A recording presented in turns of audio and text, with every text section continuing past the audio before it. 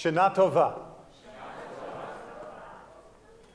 I like games. I have liked games for my entire life, whether they are board games, word games, puzzles, computer games, role-playing games. I like games. Which means I need your help for a game problem. What is the optimum starting move in tic-tac-toe? This is, I know, the hardest of all games, the pinnacle of mental challenge. If you get to go first, where do you go? I heard center and I heard corner. Does anyone wish to back up their argument for the center or the corner? Center, because you have options in different directions. So if you go center, then you're going to win. All right, wait, the corner group. If I go to the corner in tic-tac-toe, I'm going to win, right? No? I heard at least a few honest people say no.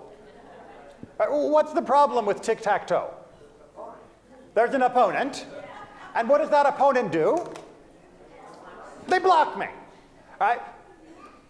When was the last time you played against a peer, not against a child, played against a peer, and you lost tic-tac-toe? When was the last time you played against a peer and you won tic-tac-toe? Probably not so recently. When was the last time you played tic-tac-toe? And guess why you stopped playing? Not enough skill, exactly. Because I couldn't figure out corner or center. It was just too frustrating. You probably stopped playing because you realized if you're playing against an equal, or even a close equal, no one's going to win. And, you know, the purpose of a game, right, the object of the game is to win.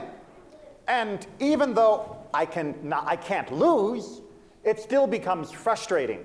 It still becomes pointless to play a game where nobody is going to win. So we set aside tic-tac-toe. But what happens in other games where we feel we can't win? What happens about other games that we can't easily set aside and outgrow, like tic-tac-toe? What happens when it's the games in the workplace? What happens when it's the games in politics? What happens if it's the game in your relationships? What happens if it's the game between you and your neighbor? What happens if you feel you can't win those games? You can't just stop. I mean, you've got to be alive. So what do people do when they feel frustrated and can't win a game that they can also not leave? Well, they do the same things they do in other games when they are children. They will rage quit, as we sometimes call it. They will shout and scream. They will make a huge fuss and try to win, diplomatically putting it, by using strategies outside the normal game behavior.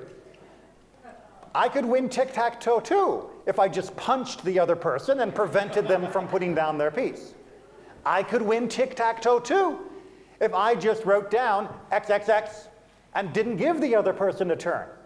Boom, now I'm winning the game. And indeed, this is what many people will do in life. And I'm not talking about the game of life with the spinny thing, because they didn't trust you with a die. I'm talking about the actual real world. Many people will try to upturn the rules of the game to give themselves a better chance.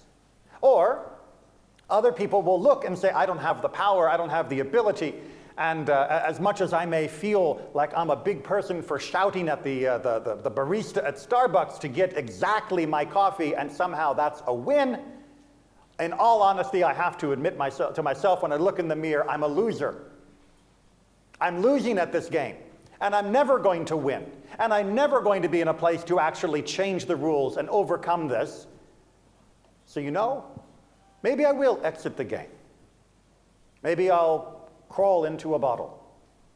Maybe I will find some solace in pills or a syringe. Maybe I will find some other way to forget my status as loser in life. Maybe I will even, God forbid, cash out my chips entirely, thinking there was no point in playing anymore. Unfortunately, many people, too many people, use exactly these strategies, becoming some of the leading causes of death in our country among certain age groups, because they feel the game is pointless, or they feel the game is rigged.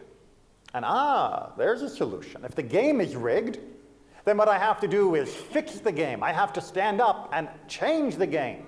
I have to rail against it, because obviously the game is rigged if I'm not winning. Right?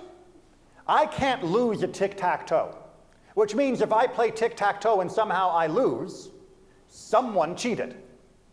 And therefore I'm going to have to make them pay for that cheating. I can tell by my very status at the bottom of the rungs of the society that I must have been cheated by being here. Because there's no way I could have contributed to my current position. There's no way that I can be held responsible. Someone else must have cheated. And by the way, if this doesn't sound familiar, please understand this is precisely the attack that is often leveled against our people. This is precisely one of the attacks that forms the pillars of anti-Semitism. The Jews are too successful because, after all, we've been trying to persecute them for so long. So the fact that they are not at the bottom of the rung means they must be cheating to get to the top, because no one could have gotten to the top in the rigged game that we stacked against them unless they were cheating worse than we were persecuting them. It's a really perverse logic, but it has a certain allure to it if you've already decided that you hate Jews. Of course, the opposite side as well is that the Jews are parasites and leeches, and that they will never amount to anything or do anything worthwhile. It's not meant to be logical. Hate seldom is. So what do we do? How do we win this game at life when too often we feel that we've had the deck stacked against us, that we've sat down and we decided to play a game of solitaire and we only get one deal, and someone stuck all the aces under that top deck, all the way buried. There's no way to get to them, and no way to get to them, no way to clear the board. I will never win on certain hands of solitaire, and if you think you only get one deal, what are you going to do? Well, let's take a little pause here. Let's go back to tic-tac-toe. It's a happier topic, right? You were chuckling at the beginning. You're not chuckling it now. So we agreed. Tic-tac-toe is basically a pointless game. But you've all played it.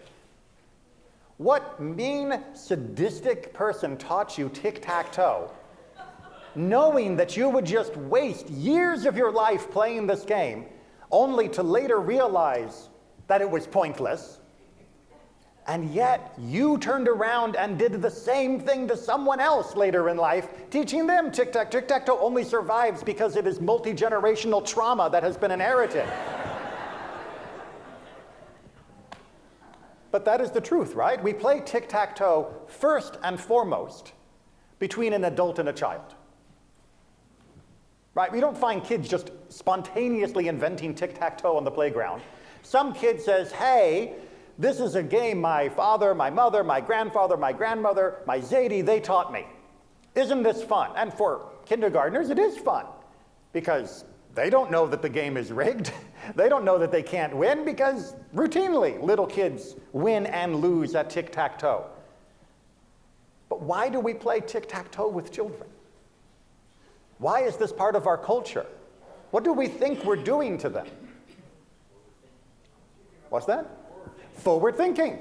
We're teaching them to actually look and to think a step beyond where they are. We're teaching them that, unlike Chutes and Ladders, one of my other least favorite games in the world,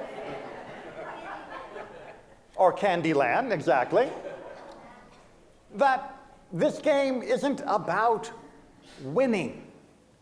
This game is about learning lessons that we can use outside of tic-tac-toe. No one ever played tic-tac-toe to become the best in the world. We don't have tic-tac-toe championships. No one goes to Harvard on a tic-tac-toe scholarship.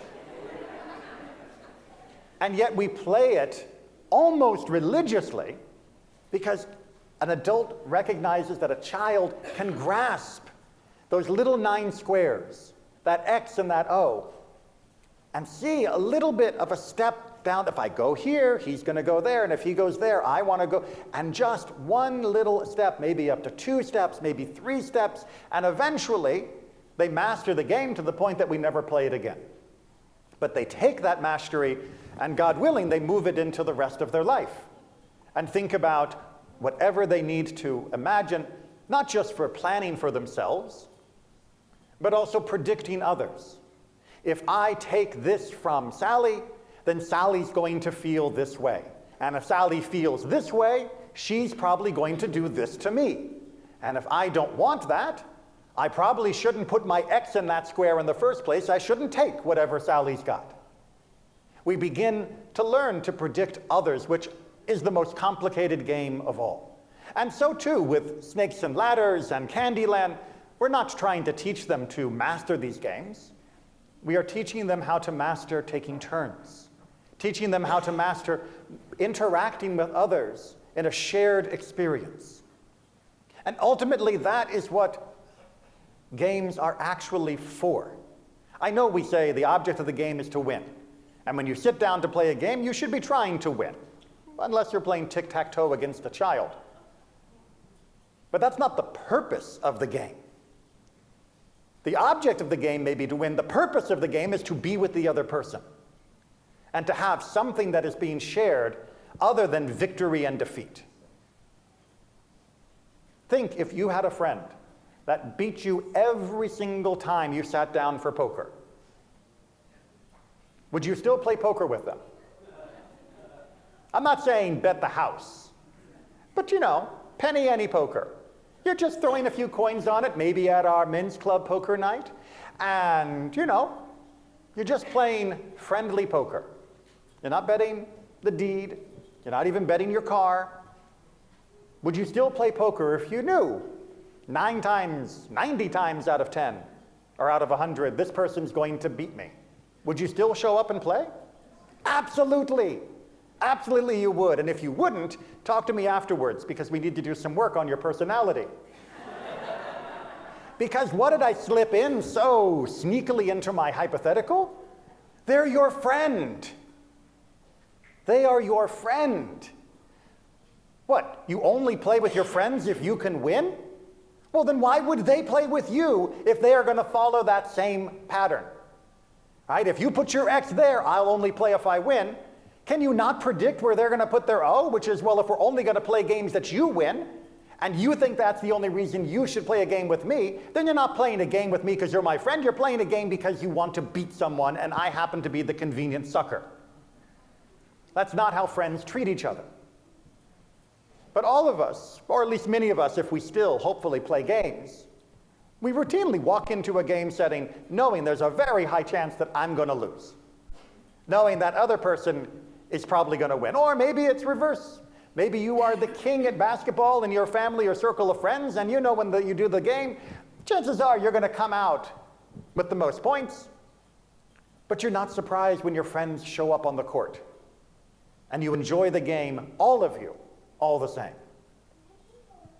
The problem is we think too much of life as though it were a zero-sum game, as though it is a game where there are winners and losers, and how you win is by building a life that is perfect, by building a life of uninterrupted success, by building a life where by some objective criteria, your bank account, the number of likes or retweets that you get on posts, by having the size, the square footage of your house, by having the most glorious vacation photos, that you will show that you win, that you are a winner in life. And yet, when we treat life like that, it's like treating tic-tac-toe like that. It's like thinking the reason you sat down to play tic-tac-toe was to win and beat someone else. And if you think that that's the reason why we have life, that that's the reason why God gave us this blessing, that God gave us this incredible gift, was just so that we would have a chance to beat everyone else, to gloat, rub their face in our victory, or at the very least, to make sure I'm not in last place. Because isn't that all too often the last resort of the poor sport? I may not be able to come in first, but I refuse to come in last. Because I can do without being the winner. I've gotten used to it because that's unfortunately the story I've told myself, but I'll be damned if I come in last. Study after study after study shows that this is a tendency that is way too common. Get two people to come in for psychological study, and you say to the first one, here's the proposition. I am going to give each of you a certain amount of money. But you, Mr. Number One in this group, you get to decide to take the deal or reject the deal. Now, if you take the deal, you get the money that's been offered. And they do this with real cash. You know, it's a great way for college kids to pick up a little extra money by going by the psychology department. And if you reject the deal, then we go to the backup deal. So here's deal number one. Deal number one, you say to the first person, I will give you $10 and I will give him $50. If you reject the deal, you will get $5 and he will get $0. Do you take the deal or do you reject the deal? You should take it, right? I mean, you're a poor college kid probably, and $5 is better than $0. So why wouldn't I? Because you see, number two also gets to play the game. And if number two decides that he doesn't like the deal you picked, he can say he doesn't accept it, and then everyone gets nothing. And guess what? Almost half of the people who sit down for this test would rather have nothing than be the loser. And a similar number choose deal number two. Because even though $10 is more than $5, and even college kids know that, they can't stand the fact that the other person would be getting $50. That's just not fair. What not fair? It's not your money. It's the research grant's money, and we can argue about whether or not it's being wasted. But it's not your money. So why would you not take 10 and let them have 50? Why would you be so petty as to say, I'd rather have 5, at least I'll have more than them? And run the risk that the other person will actually say, well, you know what? I'd rather have 0 and you have 0 than come out less than you. And yet time and time again, an enormous proportion of our population, when they play these games, choose stupidly. Now, it's black and white for us, and you're sitting here and you've already been primed because you're enjoying the amazing liturgy which reflects on our morality and justice. So obviously you would never do something so stupid. Yeah. Don't we? You've never maybe kind of, sort of done something that was suboptimal for yourself, maybe at work, but at least that guy in the next cubicle, he's not going to get the promotion because our team didn't come in at the level needed for him to get the promotion, because I couldn't stand the thought of that guy being promoted. He's lazy. He's a jerk. He doesn't deserve the promotion. And if I just, turn something in a little late, sure, I won't get as big of a bonus, and he won't get as big of a bonus, but he also won't get promoted. And then next year I can talk to the boss and maybe find a way to skip over him and get my rightful just desserts. Never do that? Inconceivable? Absolutely impossible? To a sibling? To a cousin? Never made a stink about something because you thought maybe they were getting a little bit more attention than they deserved? That maybe they always got their way and you just had to stick it to them once? Even though that meant that you and your family might not be having as good a time on the vacation, at the wedding, at the birthday celebration, at the outing. You got to teach them a lesson. Right? You can't let them walk over you. That's what losers do. And you're not a loser, you're a winner. Even if it means you're going to end up with fewer points. At least you'll have more points than them. That's thinking tic-tac-toe is real. That's thinking there should be a World Series of tic-tac-toe. That's thinking that the movement of these little pieces on the board that we use to measure our victory in life, that those are the real parts of life. And yet all of you sitting in this room know that the real parts of your life are the people sitting next to you or the people hugging you.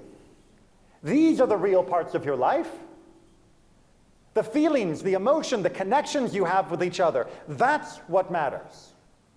Would you trade in any of this for more money? For a better vacation? Exactly. No. He knows. He probably only recently outgrew tic-tac-toe, and yet he knows. But we forget ourselves. We lose ourselves. We make out like the game is the point. That's not the point. The point is to be with the other people. To have the patience to teach a child tic-tac-toe because you know the lessons will be a blessing, not because the game matters. To have the incredible fortitude to sit through a full game of Candyland. Because you know it matters for that toddler. To maybe even be able to stomach an entire game of Monopoly without flipping the board, without storming off, without harsh words to each other. Because it's just a game. And when you fold up the board and put it away, it doesn't matter. What matters is the person who was playing the little slipper, or the top hat, or the car. And that person is more important than the token on the board. We know this intuitively, and we lose sight of it so easily. We know this because it is built into our soul, and we lose sight of it because that tiny little part of our brain that helped us survive in the trees tells us, grab another banana. You don't know when you're going to get another. Take it. And if the other monkey tries to stop you, push him out of the tree. And maybe, because I don't want to judge monkeys, that works in the monkey world. But God gave us a soul that tells us that doesn't work in life. Because life is not a game. Life is the ultimate venue for meaning, for love, for finding purpose that transcends a scoreboard and transcends points. Make sure that you are playing this right. Play tic-tac-toe, the right version, the version of love and sharing wisdom, the version that says, I'm willing to waste an hour with a 5-year-old just to hear them smile and laugh when they finally figure it out and beat me. That's the version of tic-tac-toe that God gave us. Learn it, master it, share it with the next generation, share it with your neighbors, and don't keep score. Shana Tova.